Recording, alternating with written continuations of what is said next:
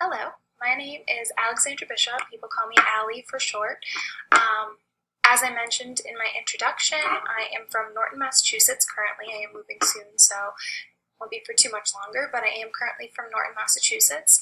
I'm a huge football fan. My family is lucky enough to have season tickets. My dad has them, and so I love to badger him and beg for tickets constantly because I'm just such a huge fan. I also love to be outdoors and I love to travel. So when I do go outdoors, which is often, I will go to the beach or I'll go on hikes with my dog, Bailey, or I'll just go walking, I'll go exploring wherever. I just really like to be outside getting fresh air since we spend so much time as New Englanders inside during the winter months. So now that it's summer, it's really nice to kind of get outside more often, go to the beach. I also love to travel. I'm kind of on a travel binge right now where every single school vacation I'm looking for a new place to go, and it's really tough on my bank account, but it's been amazing. So I have been able to go in the past year, or actually I guess 2 years. I've been to Ireland, I've been to Costa Rica, Italy, and then other places in the US like South Carolina and things like that. So it has been really fun getting to travel. This past spring, I just started my master's program, so this is my third class in the master's program. I decided to take a year off for my first year of teaching from actually jumping right into the program so that I could kind of get that year under my belt, get that experience, and put all my energy into that, and then start the program the following year, which I have done, and I'm really glad that I did because I was able to really focus on my first year of teaching and learn so much, especially with technology, because a lot of the technology that I use in my class is stuff that I've learned from my fellow teachers and from my pre-practicum and things like that. I have been an social studies and math teacher at Hanover Middle School. This will be my third year coming up in September. I started my first year as a long-term sub, and then I was luckily able to keep my position permanently the following year, so this will now be my third year. Next year I don't think I'll be teaching social studies because they're giving that subject just to the science teachers for them to teach, but I have really enjoyed using the different technologies in that specific class because last year it was new to me, teaching social studies, and I love it and I'll miss it, but as of right now, next year I am just going to be teaching math. Hanover is a fairly affluent district, so I luckily do have a fair amount of technology that I have access to in my school. We have 8 different Chrome carts available to us, and in those there's anywhere from 26 to 30 Chromebooks in each that are constantly charging. We have an iMac lab, we have Chromebook bundles, which is just a little bundle of 6 Chromebooks that is normally used for things like stations or teachers who have really small class sizes.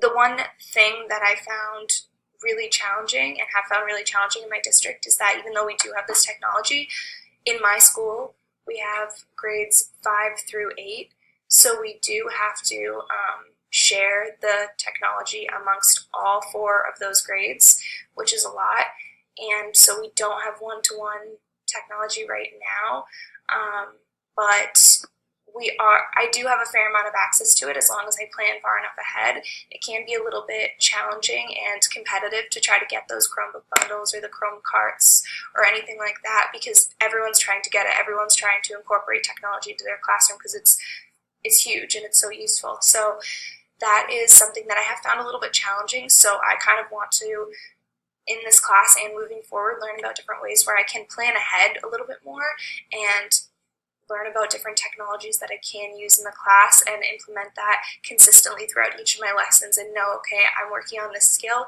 these are some different tools that I can use with my students just so that I can kind of plan it out a little bit better. Because as of right now, I might see things on teacher Instagram accounts or YouTube or on blogs about different great creative ideas and tools that teachers are using in their math classes that I want to do, but usually it's fairly last minute and it's something that would work for the topic that I'm teaching right now. So now that I am learning these things, it's something I can use in the future, but I do want to get a little bit better with compiling and organizing all those resources and using them consistently in the class.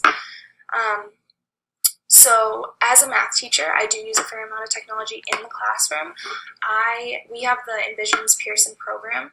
So with that, we have a pretty clear-cut schedule of what we do in each math lesson. So I start out with a solve and share. We do a visual learning, which is kind of an interactive video where the kids will, I have an iPad that can mirror what the kids are seeing on the projector. So if there's a question where the kids might be able to click the right answer or click and drag or draw something, I can just say, okay, who would like to do this? Give them the iPad and they can do it themselves, which is really cool. It makes the lesson a little more interactive rather than just cut and dry direct teaching. I also have students use the online format for the homework and for the testing, which is really great because I get the results immediately from what they've answered on the questions for the homework, what they've answered on the questions for the tests. One problem that I've had with the tests, though, is that they might answer the question a little bit off of what the computer expects them to answer. So for instance, if an answer to a question was 4/10 and they instead wrote 40/100, that's technically still the same exact value of a number. It's just worded differently. So I personally on a paper test would count that as correct because they might have just added and subtracted something and left that zero and whatever it might be, put a decimal a little bit off. I usually have to go back in and give them credit for things like that. So that can be a little bit challenging. And the kids do get a little bit of anxiety when they do see a much lower score than they normally would expect. So that's something that I've had to deal with. Same thing with homework too. When parents see their kids doing homework and something like that happens at home and they see that Johnny just got 3 out of 10 on his homework assignment, I saw him do all his homework, he got it right, why is this happening? So that can be a little challenging, getting those results so quickly and dealing with the parent aspect of it and having them see that the computer isn't always right.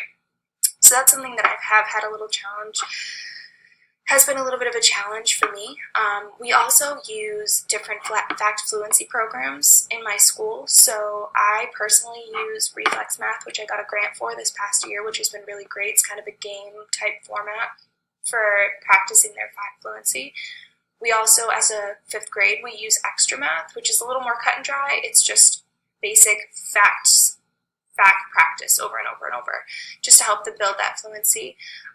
So we use both of those tools in the class, and I have found them really useful, but often I do use things like those fact fluency websites, the program that I have, and then websites like the Pearson games that they provide and Math Playground and things like that. I use those websites where the kids can go on math games where they can review and they can go over some of the concepts that we've learned. Although the kids really enjoy it, I do want to learn how I can incorporate more, more useful tools in the classroom that I can use in small groups or I can use as a whole class and I can use more consistently. So some things that I have seen in classes that I've observed are things like Kahoot or Plickers or things like that, and I find those are awesome, but it is really difficult to implement in my classroom specifically because I know that the 6th, 7th, 8th grade teachers in my school use things like that, and often it's best used with something like a phone or some kind of smart device, and my kids don't all have access to that. So, and if we can't get Chromebooks, we can't use something like that. So it can be a little challenging. I'd like to learn how I can incorporate those, even if I don't have as many tools as I'd like readily available. So that's kind of the technology that I'm using in my class and how I'd like to improve it. Looking at some of the videos that we saw, the digital literacy video and the digital citizenship video, I thought those were really great because even in just my short past 2 years of teaching, I've seen on numerous occasions kids having a really hard time learning how to navigate the internet. I've had kids who have said something inappropriate online or said something that they thought would come across as funny, but actually came across as hurting someone's feelings. So that's something that is really difficult for kids, especially at this age, to learn. My 5th graders, they're so young, and a lot of them don't even have phones, but the ones that do don't know how to properly use them. And we have a digital literacy teacher. She teaches them really great things about how to use different tools to make projects and things like that, or really, really great tools. She teaches them ways that they can find reliable sources, which is awesome, because I know as when I was teaching social studies this past year and they had to do things like research projects, it was really difficult teaching the kids and having them understand what sources are appropriate and what aren't, and what might not give you correct information, because not everything online is accurate always. So that's something that they learn in that digital literacy class, which I feel we're really lucky to have. But I really like that in the videos, the digital literacy video, they talked about giving kids an idea of what they do online and how that leaves a permanent digital footprint, because a lot of kids, I think, don't realize that. Like I said, I've had kids say things they don't mean online. I've had kids say things in the form of Instagram comments or a Snapchat or something like that, or a text message, and they think that it goes away, and it doesn't. It's always accessible in some form. So I think it's really important that we as teachers and I want to implement that in my classroom too, those really important life lessons involving technology about how they can use it appropriately, because even though they do get that digital literacy class, I feel it's important to just hammer in on that constantly, even in the classroom, because it's such an important concept to get a grasp of. I also thought it was really great in the digital citizenship video where they talked about knowing what's safe to put on the internet.